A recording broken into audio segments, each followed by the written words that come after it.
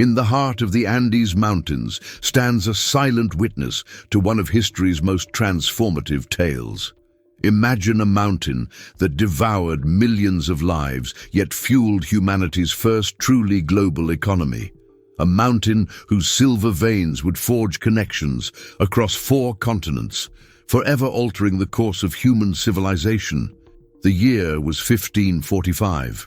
In the thin air of the high Andes, an accidental discovery would trigger a chain of events that would reshape the world economy for centuries to come. This is the story of Potosí, the mountain that bled silver and revolutionized the world. A place where the dreams of an empire were built upon the backs of countless souls, where the very concept of wealth would be redefined, and where the seeds of modern global trade would first take root. As we stand here in 2024, in an age of cryptocurrencies and digital transactions, debating the future of money itself, let us journey back to understand how a single location in colonial Bolivia became the epicenter of a financial revolution. Before Wall Street, before the London Stock Exchange, before the great trading houses of Europe, there was Potosí. This mountain of silver would become the thread that first wove together the economies of America, Europe, and Asia, creating trade networks that would span the globe. Its silver would flow across the Atlantic to fill Spanish coffers, traverse the Pacific to purchase Chinese silks and spices, and ultimately reshape the monetary systems of civilizations half a world away. At its height, this single mountain produced more than half of the world's silver, making Potosí one of the largest and richest cities in the world, surpassing even London and Paris in its splendor. The legacy of Potosí isn't just about silver and wealth. It's a story of human ambition and sacrifice, of technological innovation and environmental cost, of global commerce and local tragedy. It's a story that resonates deeply with our modern world, where the quest for resources continues to shape global politics and economics. If you're fascinated by stories that changed the world, stories that reveal how our modern global economy came to be, then you're in the right place. Subscribe to Modern Age Chronicles and hit that notification bell to join us on more journeys through history's most pivotal moments. Together, we'll explore the untold stories that shaped our world, one chronicle at a time. In the grand tapestry of Potosí's history, 4 figures stand out, each representing a different facet of this remarkable story. Let me introduce you to the characters whose lives intertwined with the Silver Mountain's destiny. Our story begins with Diego Hualpa, an indigenous Quechua shepherd who, in 1545, made one of history's most consequential accidental discoveries. One cold Andean night, while seeking shelter from a storm, Hualpa built a small fire to keep warm.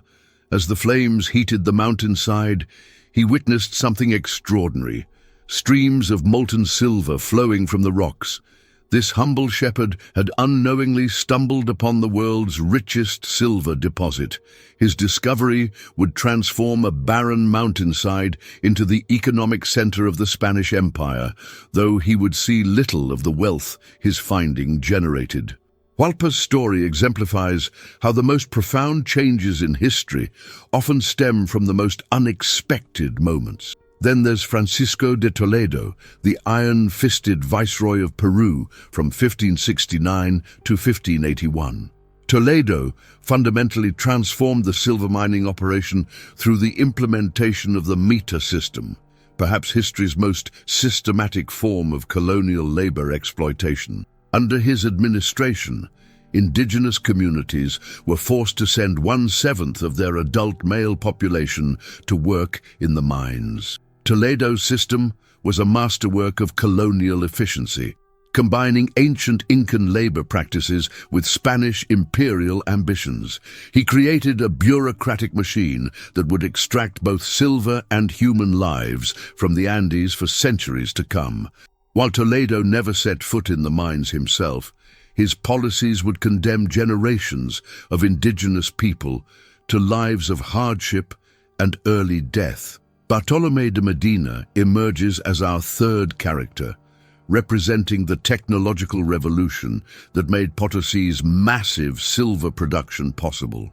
In 1554, this Spanish metallurgist revolutionized silver extraction by perfecting the mercury amalgamation process, known as the patio process. His innovation allowed for the efficient extraction of silver from lower-grade ore, dramatically increasing production yields. However, Medina's brilliant solution came with a devastating cost. The mercury used in the process would poison countless workers and contaminate the environment for centuries to come. His story exemplifies how technological progress often walks hand in hand with human and environmental tragedy. Finally, we have Maria Sisa, a palaquera whose story represents the countless women who played a crucial role in Potosí's silver industry. As a palaquera, she was one of the women who would climb the tailings piles outside the mines, selecting valuable pieces of mineral from the discarded rock. Working under the harsh Andean sun at over 13,000 feet above sea level, Maria and her fellow palaqueras endured extreme conditions: bitter cold, intense UV radiation, and the constant threat of mercury poisoning. Yet they persisted, often supporting entire families through their work. Maria's story, while representative, helps us understand the often overlooked role of women in colonial mining operations and how they developed their own forms of resistance and survival in a system designed to exploit them. These four individuals, each playing their distinct roles, help us understand the complex human drama that unfolded around Potosí. From the accidental discoverer to the calculating administrator, from the innovative technologist to the resilient survivor, their stories weave together to create a tapestry of colonialism, innovation, exploitation, and resilience that defined this remarkable chapter in human history. Their lives remind us that behind the grand narratives of empire and economics, real people shaped and were shaped by the mountain that changed the world. Through their experiences, we can better understand both the tremendous achievements and the horrific human costs of Potosí's silver revolution. Step into the world of colonial Potosí, where every breath is a reminder of your altitude. At 13,120 feet above sea level, the thin air slices through your lungs like invisible knives. This is the highest city in the colonial world, where even the simplest tasks become feats of endurance. The atmospheric pressure here is only 60% of what you'd find at sea level, making every movement a challenge for those not born to these heights. Descend with me into the mountain's depths, where the real heart of Potosí beats in darkness. The constant rhythm of pickaxes striking stone creates an eternal pulse, a haunting symphony of human labor that echoes through miles of tunnels. Thousands of tallow candles flicker in the darkness, their dim light casting grotesque shadows on the tunnel walls. The air is thick with a cocktail of dust, mercury vapors, and the acrid smoke from the candles. These lights are both salvation and curse. While they illuminate the way, their smoke fills the miners' lungs with toxic fumes, adding to the already brutal conditions. The temperature in these tunnels swings between extremes. Near the surface, the cold Andean air penetrates the rock, chilling workers to the bone. But deeper inside, the heat becomes suffocating, forcing miners to work nearly naked, despite the freezing temperatures outside. The contrast is so severe that workers often emerge from their shifts into bitter mountain winds, their sweat-soaked bodies immediately assaulted by the cold. Above ground, a miracle of urban development has taken shape. Where once stood nothing but windswept Andean slopes, a magnificent city has risen, Potosí, the Imperial city. Its skyline is dominated by the imposing Casa de la Moneda, the royal mint, where silver is transformed into coins that will circulate across the globe. Red-tiled roofs stretch as far as the eye can see, interrupted by the spires of dozens of churches whose bells ring out across the thin mountain air. By 1650, this city, birthed from silver and ambition, has grown larger than Paris or London. Its population swells to 160,000 people, a multicultural metropolis where Spanish nobles in fine European silks brush shoulders with indigenous workers in traditional Andean clothing. The streets bustle with activity. Merchants from across the globe haggle in multiple languages. Llama caravans laden with silver ore wind their way through narrow streets, and the smoke from countless silver smelters creates a perpetual haze above the city. The market squares overflow with goods from every corner of the known world. Chinese silks, Japanese lacquerware, African ivory, European wines, and local Andean products create a dazzling display of the world's first truly global trade network. The wealth flowing from the mountain has transformed this remote outpost into one of the world's most cosmopolitan cities, where fortunes are made and lost with each new silver strike. Yet this prosperity comes at a terrible price. The same mountain that produces such incredible wealth also consumes human lives at an alarming rate.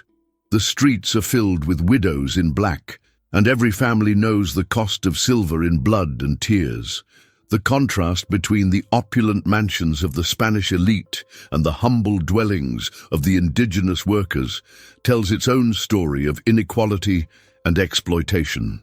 In the background, looming over everything, stands Cerro Rico, the rich mountain, its distinctive conical shape scarred by countless mine entrances. From a distance it appears to be bleeding, its reddish slopes stained by mineral oxidation, as if nature herself is marking the human cost of this vast enterprise.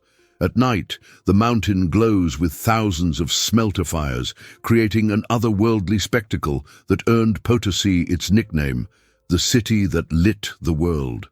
This is Potosí, a place where heaven meets earth, where wealth meets poverty, where life meets death in the shadows of the mountain that changed the world.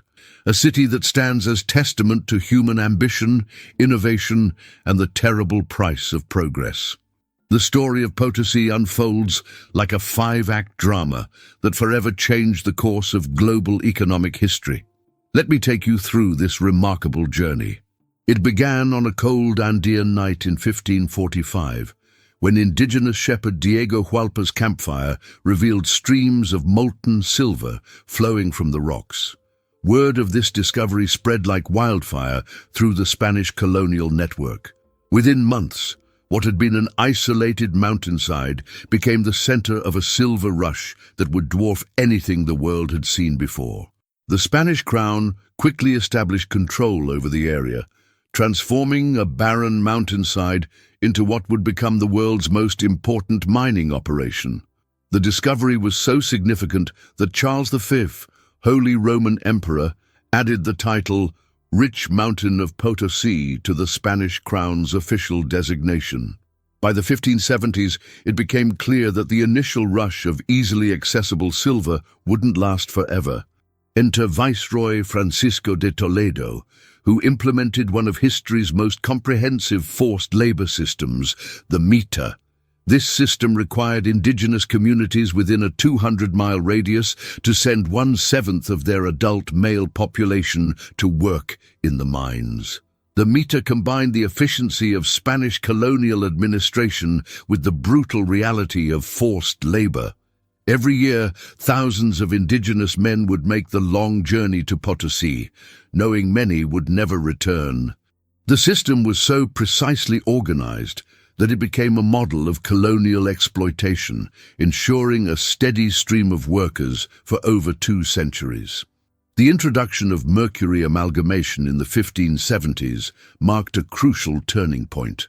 Bartolomé de Medina's process allowed for the efficient extraction of silver from lower-grade ore, dramatically increasing production yields. This technological breakthrough transformed what might have been a short-lived boom into a sustained industrial operation. The process involved crushing the ore, mixing it with mercury, and using chemical reactions to separate the silver. While revolutionary, this method had devastating consequences, both for the workers exposed to toxic mercury and for the environment, which remains contaminated to this day. By the early 1600s, Potosí faced its first major crisis. The richest veins were becoming depleted, mining had to go deeper, and production costs soared. The Spanish Empire's increasing dependence on silver revenues led to desperate measures to maintain production levels. The crisis was exacerbated by a declining indigenous population, the result of decades of brutal working conditions and mercury poisoning. Despite these challenges, Potosí remained crucial to the global economy, though its golden age was clearly waning. The 18th century marked the beginning of a long, steady decline. New mining technologies couldn't compensate for increasingly poor ore quality. The meter system began to break down as indigenous communities were decimated. By the time Bolivia gained independence in 1825, Potosí's glory days were long past. The mountain that had produced half the world's silver between 1545 and 1800 was severely depleted. Though mining continues to this day, it's a shadow of its former scale. Looking at Potosí's impact raises a fascinating question for our modern world. What would happen to today's global economy if we discovered a resource as transformative as Potosí's silver? Would it reshape global power dynamics like Potosí did? Could it trigger another economic revolution? Share your thoughts in the comments below. Consider how cryptocurrency and rare earth minerals are already influencing global economics. Could they be our modern equivalent of Potosí's silver? What about the environmental and human costs? Have we learned from history? Or are we repeating similar patterns with different resources? If you're finding this exploration of economic history fascinating, don't keep it to yourself. Share this video with friends who love understanding how past events shape our present world. And remember to subscribe to Modern Age Chronicles for more deep dives into history's most transformative moments. Remember, Potosí's legacy isn't just about silver, it's about how a single discovery can reshape the entire world. What modern discovery might do the same? The conversation continues in the comments below. The story of Potosí is preserved through an extraordinary wealth of historical documentation, providing us with detailed insights into one of history's most significant mining operations. The records of the Casa de Contratación in Seville serve as our primary window into the tremendous scale of silver shipments from the New World to Spain. These meticulously kept ledgers, maintained from 1503 to 1789, document every ship, every cargo, and every ounce of silver that crossed the Atlantic. The numbers are staggering. Between 1545 and 1810, approximately 45,000 tons of pure silver were extracted from Potosí's mines, accounting for over half of all silver production in the colonial Americas. The richest literary source we have comes from Bartolomé Arzanz de Orsua, y Vela's monumental Historia de la Villa Imperial de Potosí. Written between 1705 and 1737, this massive chronicle provides an unparalleled view of life in colonial Potosí. Arzanz, having spent his entire life in the city, documented everything from mining techniques and silver production to local customs, scandals, and daily life. His work, spanning over 2,000 pages, combines historical fact with local legends, creating a vivid portrait of a city at its height. Maps from the period reveal the complex network of trade routes that connected Potosí to the world. Spanish cartographers carefully documented the routes from Potosí to the ports of Arica and Callao, from where silver would begin its journey across the Pacific to Manila or across the Atlantic to Seville. These maps, preserved in archives from Seville to Lima, show how Potosí became the hub of a global trading network. Particularly valuable are the maps drawn by the Portuguese cartographer Pedro de Teixeira in 1649, which detail the intricate system of routes connecting Potosí to both oceans. Perhaps the most haunting evidence comes from the mortality records kept by local parishes and mining administrators. These documents reveal the devastating human cost of Potosí's silver production.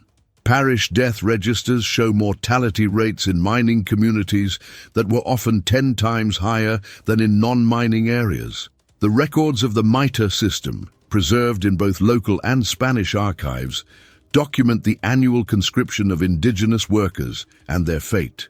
According to these records, approximately 8 million workers died in the mines between 1545 and 1825. The medical reports from the period describe in graphic detail the effects of mercury poisoning, silicosis, and other mining-related ailments. Archaeological evidence continues to emerge, supporting and expanding upon these written records. Recent excavations have unearthed the remains of mercury processing facilities, providing tangible evidence of the scale of mercury amalgamation operations. Soil samples from around Potosí still show mercury contamination levels hundreds of times above normal, confirming the environmental impact documented in historical sources. The Royal Mint of Potosí, which still stands today, houses an extensive archive of production records showing the daily operations of what was once the world's largest industrial complex.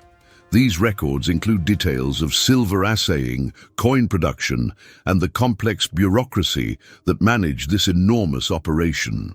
The Mint's architectural plans and equipment inventories provide insights into the technical sophistication of colonial Spanish metallurgy.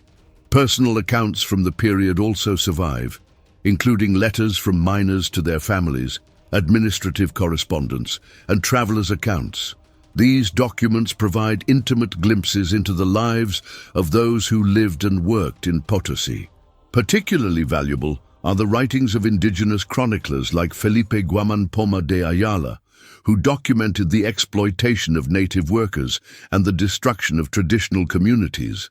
These diverse sources, when taken together, create a comprehensive picture of Potosí's role in shaping the modern world. They tell a story not just of silver and wealth, but of human ingenuity, suffering, and the birth of global capitalism.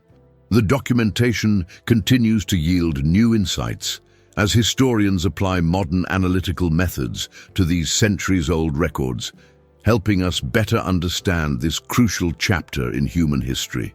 The impact of Potosí's silver production reverberated across the globe, fundamentally reshaping economic, social, and environmental realities in ways that continue to influence our world today. Let's explore these transformative effects that spanned continents and centuries. The price revolution in Europe stands as one of the most dramatic economic consequences of Potosí's silver flood. Between 1540 and 1640, Europe experienced unprecedented inflation, with prices rising by approximately 600% across the continent.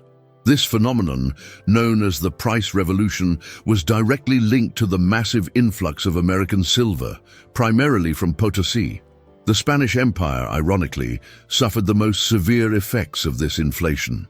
As silver became more abundant, its value decreased, leading to economic instability that would eventually contribute to Spain's decline as a world power. The inflation spread across Europe like a financial contagion, forcing innovations in banking and credit systems that would lay the groundwork for modern capitalism. The development of the Manila-Acapulco trade route represents another profound impact of Potosí's silver. This maritime path, known as the Manila Galleon trade, connected the Americas to Asia for the first time in history. Silver from Potosí would travel overland to Acapulco, then across the Pacific to Manila, where it would be exchanged for Chinese silks, porcelain, and spices. This trade route operated for 250 years, creating the world's first truly global trading system. The galleons that plied this route were the largest ships of their time, carrying up to 2 million pesos in silver per voyage. This trade network transformed Manila into a major commercial hub and revolutionized consumption patterns on both sides of the Pacific. In China, Potosí's silver triggered a fundamental transformation of the economy. The Ming dynasty's decision to require tax payments in silver in the 1570s created an enormous demand for the metal. Chinese merchants began trading their goods for silver rather than other commodities, leading to the world's largest monetary economy of the time. This silver monetization of the Chinese economy had far-reaching effects. It stimulated domestic trade, urbanization, and specialized production. The influx of silver also contributed to significant social changes in China, including the rise of a wealthy merchant class and new patterns of consumption. Historians estimate that approximately 75% of all silver from Potosí eventually ended up in China, demonstrating the remarkable interconnectedness of the early modern global economy. The human cost of Potosí's silver production represents one of history's greatest tragedies. The meter system of forced labor resulted in the deaths of an estimated 8 million indigenous workers between 1545 and 1825. The mortality rate in the mines was staggering. Approximately 20% of workers died every year from accidents, silicosis, mercury poisoning, and exhaustion. The demographic collapse of indigenous communities was so severe that some regions never recovered their pre-colonial population levels. Entire communities were destroyed, traditional agricultural systems abandoned, and cultural practices disrupted. The social trauma of this mass exploitation continues to influence indigenous communities in Bolivia today. The environmental legacy of Potosí persists as a stark reminder of colonial exploitation.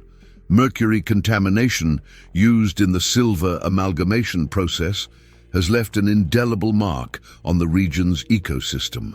Recent studies have found mercury levels in soil samples around Potosí that are up to 200 times higher than normal background levels. This contamination has affected local water sources, agricultural land, and human health for generations. The mountain itself, once described as a perfect cone of silver, is now riddled with over 5,000 mine entrances and is literally collapsing from within. Acid mine drainage continues to pollute local water sources, creating a toxic legacy that modern Bolivia struggles to address. The economic impact extended beyond silver production itself. The focus on mining led to the neglect of agriculture and other economic activities, creating a dependent economy that persists in many ways today. This early example of the resource curse, where abundant natural resources paradoxically lead to economic underdevelopment, offers important lessons for modern resource-dependent economies. The ripple effects of Potosí's silver continue to influence global economic structures. The city's role in establishing global trade networks, creating price mechanisms, and linking distant markets laid the groundwork for modern globalization. The environmental and social justice issues raised by Potosí's history remain relevant as we grapple with similar challenges in modern resource extraction industries. What makes Potosí's impact particularly significant is how it demonstrates the intricate connections between economic development, human exploitation, and environmental degradation, connections that continue to shape our world today. As we face contemporary challenges of global trade, labor rights, and environmental protection, the lessons of Potosí remain startlingly relevant. The story of Potosí unfolds against a complex backdrop of colliding civilizations, where European, indigenous American, and African worldviews merged and clashed in ways that would create entirely new cultural and technological paradigms. Spanish mercantilism shaped every aspect of Potosí's development. This economic philosophy, which measured national wealth primarily in precious metals, turned Potosí into the crown jewel of the Spanish Empire. The Spanish crown implemented a sophisticated system of control through the Casa de Contratación, which regulated all colonial trade. This mercantilist system created a complex bureaucracy that tracked every ounce of silver from mine to mint, employing thousands of officials, assayers, and accountants. The Spanish Empire's obsession with controlling silver flows led to innovations in accounting, banking, and international trade that would influence economic practices for centuries to come. The royal monopolies on mercury, crucial for silver processing, exemplified mercantilist control. Spain's ownership of the Almaden mercury mines in Spain and Huancavelica in Peru gave them a virtual monopoly on silver refining technology.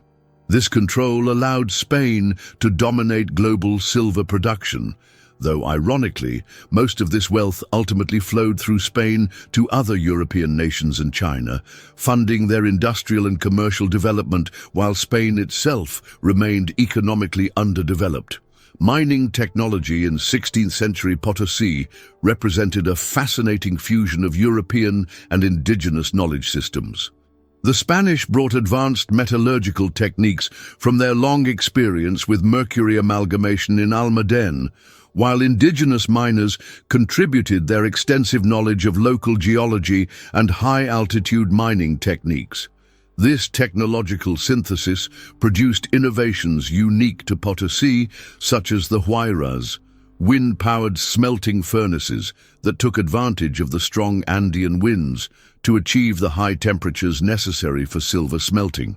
The introduction of mercury amalgamation in the 1570s revolutionized silver processing. This complex chemical process required precise measurements and careful timing, leading to the development of standardized procedures and quality control methods that were remarkably advanced for their time. The scale of operations was unprecedented. By 1600, Potosí's refineries were processing more ore than all of Europe's mines combined. The clash between Andean traditional medicine and European diseases created a devastating public health crisis. Indigenous populations with no immunity to European diseases like smallpox, measles, and influenza suffered catastrophic mortality rates. Traditional Andean medicine, highly sophisticated in treating altitude-related ailments and using local medicinal plants, proved helpless against these new pathogens. However, a fascinating medical synthesis eventually emerged. European doctors began incorporating local botanical knowledge into their treatments, while indigenous healers adapted their practices to address new health challenges. The harsh conditions in the mines led to the development of specialized medical knowledge about mining-related ailments. Traditional Andean healers had extensive experience treating altitude sickness, soroche, and developed effective treatments using coca leaves and other local plants. They also developed treatments for mining-related injuries and respiratory diseases, though mercury poisoning remained largely untreatable. Religious syncretism in Potosí produced one of history's most remarkable spiritual fusions. The Catholic Church established dominance through impressive churches and mandatory conversion, but indigenous religious practices persisted beneath the surface. The result was a unique blend of Catholic and Andean spirituality. The Virgin Mary became associated with Pachamama, Mother Earth, while Christian saints took on attributes of Andean deities. Miners would make offerings to both Catholic saints and to El Tío, the indigenous spirit of the mines, before entering the tunnels.